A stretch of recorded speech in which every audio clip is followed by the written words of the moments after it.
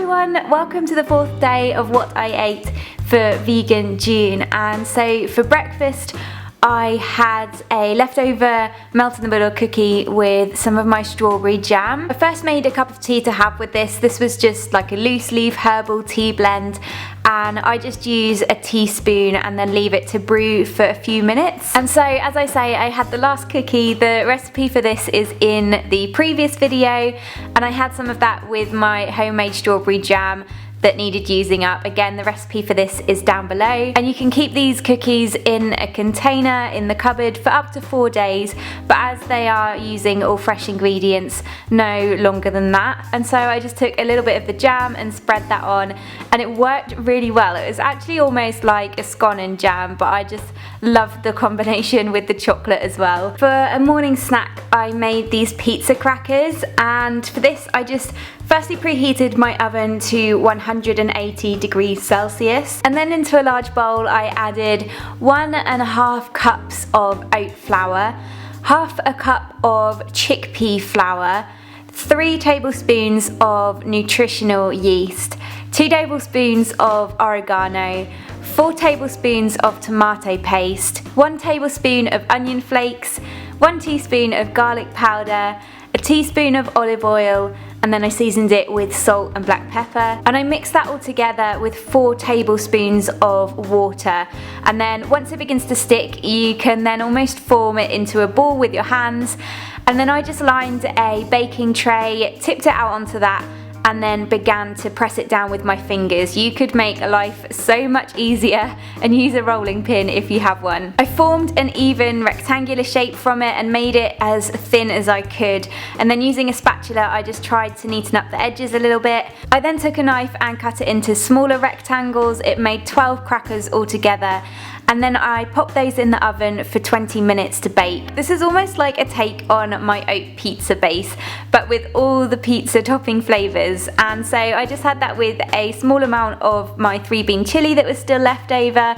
I heated that up and then added some nutritional yeast to it to make it really cheesy, and I had those together. Pizza and chili, maybe a bit of a strange combination, but it worked. Though you could have these crackers with some vegan cheese, some pesto, a salsa dip, some guacamole, anything you like. For lunch I had a bowl of cheesy pasta, and I just cooked up some whole wheat pasta.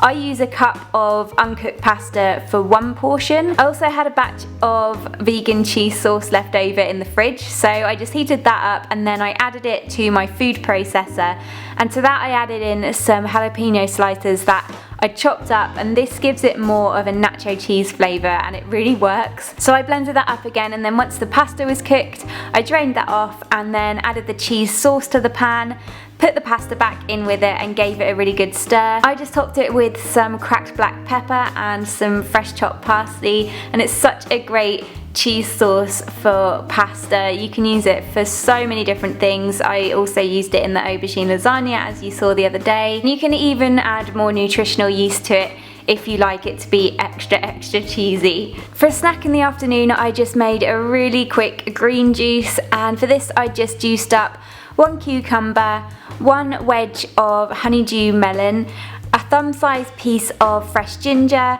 a bunch of fresh parsley, a large handful of spinach, and 1 green apple. I poured that out into a glass, and then I just cut a lemon in half and squeezed the juice in from 1/2, and this almost helps to bring out the flavours from the other ingredients, and it just makes it so much more refreshing. For green juices I usually try to use up what's in my fridge, in my fruit bowl, but it's really important to get a good mix of both fruit and vegetables, otherwise the fruit juice alone is too sugary. When the weather gets warm I tend to drink so much juice. There's so much goodness in them, and it's just the best cold drink on a warm day. So I will share a few more of my juice recipes throughout June, I'm sure. For dinner I made these mung bean and quinoa burgers with some spicy wedges. So I started by making the wedges. I took 5 medium potatoes and I cut them into wedges, and then I laid them out on a lined baking tray, drizzled over 1 tablespoon of olive oil, a teaspoon of hot paprika, and I seasoned them with salt and pepper.